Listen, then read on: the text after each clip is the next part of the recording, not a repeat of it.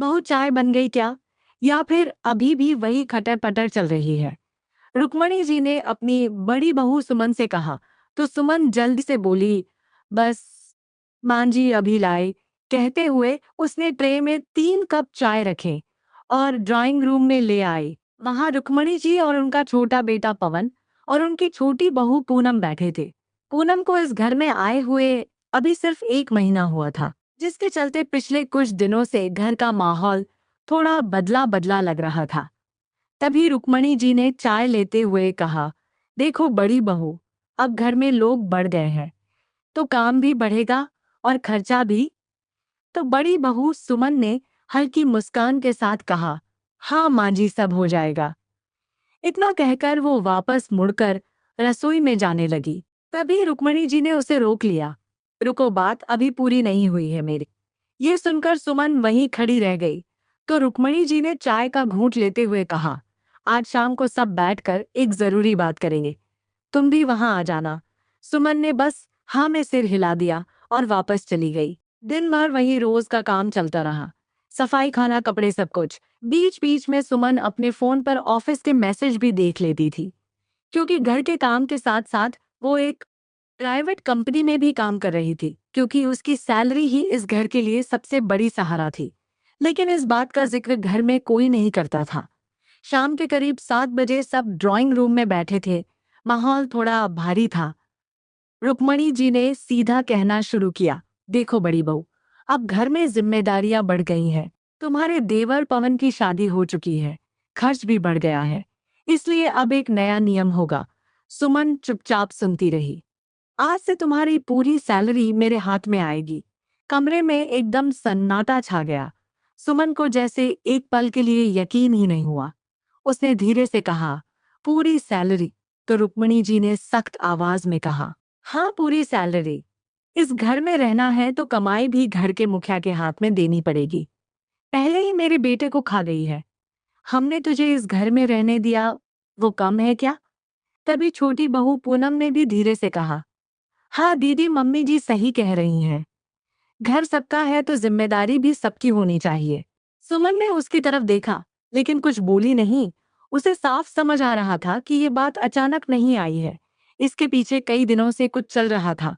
उसने शांत आवाज में कहा, माँ जी, मैं पहले भी घर में खर्च करती रही हूँ, लेकिन पूरी सैलरी देना थोड़ा मुश्किल होगा। ये सुनकर रुक्मणी जी का चेहरा सख्त हो गया। क्यों मुश्किल हो गया? जब इस घर में रहती हो तो पैसा भी घर का ही हुआ ना? सुमन ने धीरे से कहा, मां जी, मेरी भी कुछ जिम्मेदारियां हैं, बच्चे की फीस है।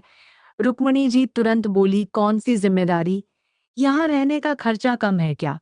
सुमन चुप हो गई। उसे याद आया, 2 साल पहले जब इस घर पर लोन का बोझ बढ़ गया था और बैंक वाले रोज फोन करते थे, तो एक वही थी जिसने अपनी सैलरी से किस्त भरनी शुरू की थी। लेकिन उस वक्त किसी ने ये नहीं कहा था कि बहू घर संभाल रही है। अब अचानक उसकी पूरी कमाई पर हक जताया जा रहा था। रुक्मणी जी ने फिर सख्त आवाज में कहा, देखो बहू, साफ बात है, अगर इस घर में रहना है तो कमाई मेरे हाथ में देनी होगी। सुमन ने पहली बार थोड़ा सख्त होकर कहा, और अगर ना दूं तो रुक्मणी जी ने बिना झिझक जवाब दिया, तो इस घर में रहने का हक भी नहीं रहेगा। ये सुनते ही कमरे में फिर से सन्नाटा छा गया। तभी पास में बैठे छोटे बेटे पवन ने कहा, मम्मी, इतनी बड़ी बात मत कहिए, जाने दीजिए ना। लेकिन रुक्मणी जी गुस्से में बोली, नहीं बेटा, मैं बिल्कुल सही कह रही हूँ। बहू को उसकी औकात याद रहनी चाहिए। सुमन ने ये शब्द सुने और कुछ सेकंड तक बिल्कुल चुप खड़ी रही। फिर उसने धीरे से कहा, ठीक है माँ जी, कल सुबह बात करते हैं। तभी पूनम हल्की हंसी के साथ बोली, बात क्या करनी है दी, फैसला तो हो ही चुका है। सुमन ने कोई जवाब नहीं दिया। वो चुपचाप अपने कमरे में चली गई। कमरे का दरवाजा बंद करके वो कुछ देर तक अपने बेटे को निहारती रही, जो फोन में गेम खेल रहा था। आज अचानक ही उसे अपने पति की याद आ गई। कहाँ चले गए आप, हमको अकेला छोड़कर? अब तो इस घर में रहने की भी कीमत चुकानी पड़ रही है हमें। ये सोचते हुए अचानक ही उसकी आंखों से आंसू बहने लगे। क्या हुआ मम्मा? तभी 5 साल के बेटे प्रियांशु ने मायूसी से कहा। तो सुमन ने तुरंत आंसू पोंछे और हंसते हुए बोली, नहीं बेटा, कुछ नहीं हुआ, चलो अब तुम भी सो जाओ। ये कहकर उसने बात को टाल दिया और बेटे को सुलाने लगी। कुछ देर बाद सुमन ने अपने पति की तस्वीर की तरफ देखा, जैसे वो कह रहे हो, इतनी जल्दी हार मत मान सुमन, तुम्हें अपने बेटे के हक के लिए खड़े रहना है। तो अचानक ही वो खड़ी हुई, अलमारी खोली और अंदर से एक पुरानी फाइल निकालकर हाथ में ले ली। उस फाइल में कुछ ऐसे कागज थे जिनके बारे में इस घर में शायद ही किसी को पता था। सुमन ने फाइल को देखा और धीरे से खुद से कहा, कल सुबह सब साफ हो जाएगा। उसकी आवाज शांत थी, लेकिन आंखों में अब डर नहीं था। उसे पता था कल की सुबह इस घर की कहानी बदलने वाली है। रात भर सुमन को ठीक से नींद नहीं आई। कमरे की लाइट बंद थी, लेकिन उसके दिमाग में वही सास की बातें घूम रही थी जो शाम को ड्राइंग रूम में हुई थी। अगर इस घर में रहना है तो कमाई मेरे हाथ में इतनी होगी। रुक्मणी जी की वो बात उसके कानों में बार बार गूंज रही थी। उसने करवट बदली और छत की तरफ देखने लगी। 8 साल से उसने इस घर के लिए क्या क्या नहीं किया, लेकिन आज उसे ऐसा महसूस हुआ जैसे वो इस घर में मेहमान बनकर रह रही हो। सुबह के करीब 5 बजे उठकर बैठ गई। घर में अभी सब सो रहे थे। आंगन में हल्की ठंडक थी। वो धीरे से उठी और अलमारी खोली। अंदर वही फाइलें रखी थी जैसी उसने रात में निकाली थी। सुमन ने फाइल हाथ में ली और कुछ सेकंड तक उसे देखती रही। 2 साल पहले की सारी बातें उसके सामने घूमने लगी। जब बैंक वाले रोज फोन करते थे, जब इस घर पर लोन का बोझ बढ़ता जा रहा था और जब एक एक करके सबने हाथ खड़े कर दिए थे। उस समय ससुर जी ने उससे कहा था, अगर तुम किस्त भर सकती हो तो घर बच जाएगा। और उसी दिन से उसने हर महीने अपनी सैलरी का बड़ा हिस्सा उस लोन में देना शुरू कर दिया था। लेकिन आज उसी घर में उसकी कमाई पर सवाल उठाए जा रहे थे। सुमन फाइल वापस अलमारी में रखी और रसोई में चली गई। थोड़ी देर बाद घर में हलचल शुरू हो गई। रुक्मणी जी आंगन में आई और बोली, सुमन चाय बना दी क्या? जी माँ जी अभी लाई। कुछ मिनट में चाय की ट्रे फिर से ड्राइंग रूम में थी।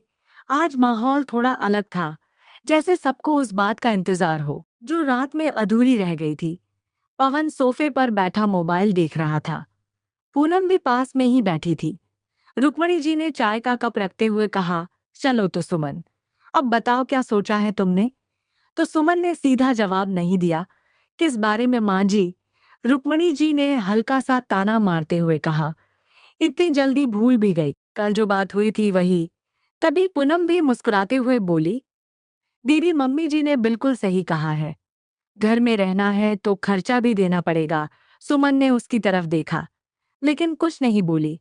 तभी रुक्मणी जी ने फिर सख्त आवाज में कहा, सीधी बात है, आज से तुम्हारी सैलरी मेरे हाथ में आएगी। कमरे में कुछ सेकंड तक खामोशी रही।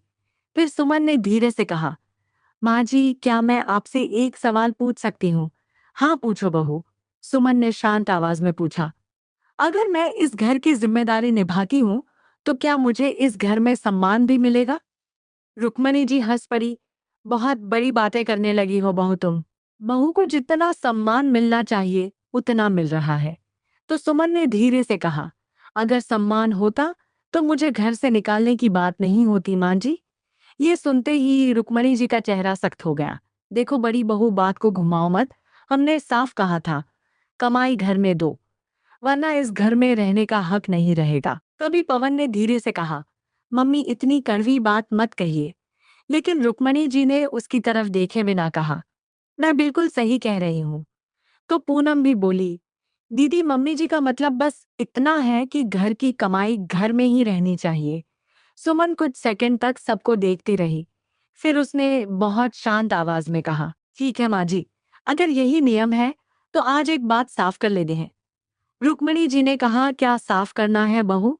माँ जी आज शाम को जब सब फ्री होंगे तब हम बैठकर आराम से बात करेंगे। तभी पूनम ने हंसते हुए तंज कसा, इतनी सी बात के लिए शाम तक इंतजार क्यों दीदी? तो सुमन ने उसकी तरफ देखते हुए कहा, क्योंकि शाम को कुछ जरूरी कागज भी दिखाने हैं। ये सुनते ही रुक्मणी जी थोड़ी चौंकी। कौन से कागज? तो सुमन ने सिर्फ इतना कहा, घर से जुड़े कागज। कमरे में फिर सन्नाटा छा गया। रुक्मणी जी ने पहली बार ध्यान से सुमन को देखा। उसके चेहरे पर घबराहट नहीं थी, बल्कि एक अजीब सी शांति थी, जैसे वो पहले से ही सब तय करके बैठी हो। शाम होने तक पूरे घर में वही बात घूमती रही, पूनम कई बार अपने पति पवन से पूछ चुकी थी, पवन तुम्हारी भाभी कौन से कागज दिखाने वाली है, लेकिन पवन के पास भी कोई जवाब नहीं था। शाम के करीब 8 बजे फिर वही ड्राइंग रूम था, वही लोग थे, लेकिन आज माहौल पहले से भी ज्यादा भारी था। सुमन अपने कमरे से बाहर आई, उसके हाथ में वही फाइल थी। उसने धीरे से फाइल मेज पर रख दी और शांत आवाज में बोली, मां जी आज सब साफ हो जाएगा। कमरे में बैठे तीनों लोग उस फाइल को देखने लगे। उन्हें अंदाजा नहीं था कि उस फाइल में ऐसा क्या है। ड्राइंग रूम में एक गहरा सन्नाटा था। मेज पर रखी फाइल को सब ऐसे देख रहे थे जैसे उसके अंदर कोई बड़ा राज छुपा हो। रुक्मणी जी ने अधीर होकर कहा, सुमन आखिर इन कागजों में ऐसा क्या है जो तुम इतना नाटक कर रही हो? तो सुमन ने धीरे से फाइल खोली। मां जी नाटक मैं नहीं कर रही, बस आज सच सामने रख रही हूँ। तभी पूनम ने ताना मारते हुए कहा, भाभी सीधा सीधा बोलिए ना, बात को इतना घुमा क्यों रही हैं? तो सुमन ने फाइल से एक कागज निकाला और मैच पर रख दिया। पहले इसे पढ़ लीजिए।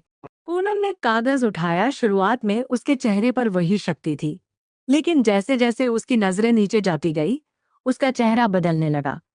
तभी पवन बेचैन होकर बोला, क्या है पूनम? तो पूनम ने बिना कुछ कहे कागज उसकी तरफ बढ़ा दिया।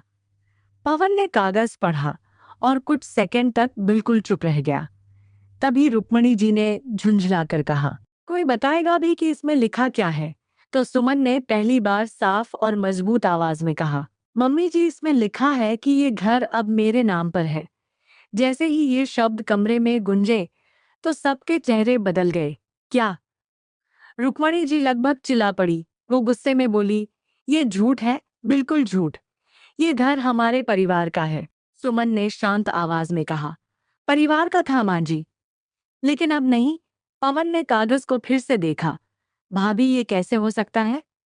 सुमन ने गहरी सांस ली। 2 साल पहले जब बैंक वाले रोज फोन कर रहे थे, जब लोन की किस्तें रुक गई थी, तब पापा जी ने मुझसे बात की थी। तभी रुक्मणी जी चिढ़कर बोली, तो क्या हुआ? क्या हुआ मम्मी जी? तब मैंने ही कहा था कि मैं किस्त भरूंगी। पवन थोड़ा चौंका, लेकिन भाभी वो तो हम सब मिलकर भर रहे थे। सुमन हल्की मुस्कान के साथ बोली, देवर जी अगर सब मिलकर भर रहे थे तो बैंक की रसीदों में सिर्फ मेरा नाम ही क्यों है? ये सुनकर पवन चुप हो गया। सुमन ने फाइल से कुछ और कागज निकाले और मेज पर रख दिए। ये पिछले 2 साल की ईएमआई की रसीद है। हर महीने मेरी सैलरी से गई है। कमरे में एक अजीब सा सन्नाटा फैल गया। पूनम ने फिर से कहा, तो इससे क्या फर्क पड़ता है दीदी? घर तो परिवार का ही होता है ना? सुमन ने उसकी तरफ देखते हुए कहा, फर्क पड़ता है पूनम, क्योंकि उस समय पिताजी ने ये घर मेरे नाम ट्रांसफर कर दिया था, क्योंकि उन्हें शक था कि तुम लोग कभी भी मुझे इस घर से निकाल सकते हो। ये सुनकर रुक्मणी जी गुस्से से कांपने लगी। बहुत बड़ी चाल चली है तुमने, हमें ही हमारे घर से निकालने की तैयारी कर ली। सुमन ने शांत आवाज में कहा, मैंने कोई चाल नहीं चली मां जी, बस घर बचाया था। कुछ सेकंड तक कोई कुछ नहीं बोला। फिर रुक्मणी जी अचानक बोली, ठीक है अगर घर तुम्हारा है तो हमें निकाल दो, यही चाहती हो ना तुम? तो सुमन ने कहा। उसकी आंखों में अब डर नहीं था, लेकिन दर्द जरूर था। मां जी निकालना मेरा मकसद कभी नहीं था। वो कुछ सेकंड रुकी, फिर धीरे लेकिन साफ आवाज में बोली, लेकिन अपमान सहना अब बंद होगा। कमरे का माहौल पहले से भी ज्यादा भारी हो गया। पवन बेचैन होकर खड़ा हो गया। उसे पहली बार समझ आ रहा था कि बात अब बहुत आगे निकल चुकी है, लेकिन असली फैसला अभी बाकी था और वो फैसला सुमन ही लेने वाली थी। ड्राइंग रूम में कुछ देर तक कोई आवाज नहीं आई। मेज पर रखे कागज जैसे पूरे घर की सच्चाई खोलकर रख चुके हैं। तभी पूनम तिलमिलाकर बोली, भाभी घर अपने नाम कर लेने से कोई बड़ा नहीं बन जाता। बड़ा बनने की कोशिश मैंने कभी की ही नहीं, लेकिन छोटा बनकर रहना भी अब पसंद नहीं मुझे। सुमन ने उसकी बात बीच में ही काटते हुए कहा। तो पवन धीरे से बोला, भाभी बात को इतना मत बढ़ाइए। घर में झगड़ा ठीक नहीं है। झगड़ा मैंने नहीं शुरू किया पवन। कल रात मुझे घर से निकालने की बात किसने कही थी? पवन के पास कोई जवाब नहीं था। तभी रुक्मणी जी गुस्से में बोली, तो अब क्या चाहती हो तुम? सुमन कुछ पल चुप रही, फिर बहुत शांत आवाज में बोली, फैसला बहुत सीधा है मां जी। इस घर में सब रहेंगे, लेकिन अब कोई मेरी कमाई पर हक नहीं जताएगा। कमरे में फिर सन्नाटा छा गया। सुमन ने आगे कहा, और आज के बाद कोई मुझे ये नहीं कहेगा कि इस घर में रहने का हक नहीं है। तभी पूनम धीरे से बोली, और अगर कोई कह दे तो सुमन ने सीधे जवाब दिया, तो फिर उसे ही दूसरा घर ढूंढना पड़ेगा। ये सुनते ही रुक्मणी जी चुप हो गई। उन्हें पहली बार एहसास हुआ कि जिस बहू को वो सालों से दबा कर रखती आई थी, आज वही बहू अपने हक के लिए खड़ी हो गई है। कुछ देर बाद पवन धीरे से बोला, भाभी हम सब यही रहेंगे, किसी को कहीं जाने की जरूरत नहीं है। सुमन ने बस इतना कहा, मुझे भी यही चाहिए। बस सम्मान के साथ उस दिन के बाद घर में बहुत कुछ बदल गया। अब सुमन से कोई उसकी कमाई का हिसाब नहीं पूछता था और न ही उसे घर से निकालने की धमकी देता था, क्योंकि अब सबको पता चल चुका था कि घर को बचाने वाली बड़ी बहू ही थी। तो दोस्तों, सुमन ने अपने हक के लिए बोलकर सही किया या गलत, अपनी राय कमेंट बॉक्स में जरूर बताएं। कहानी अच्छी लगी हो तो प्लीज वीडियो को लाइक करें, शेयर करें, और अगर चैनल पर नए आए हैं तो प्लीज चैनल को सब्सक्राइब जरूर करें।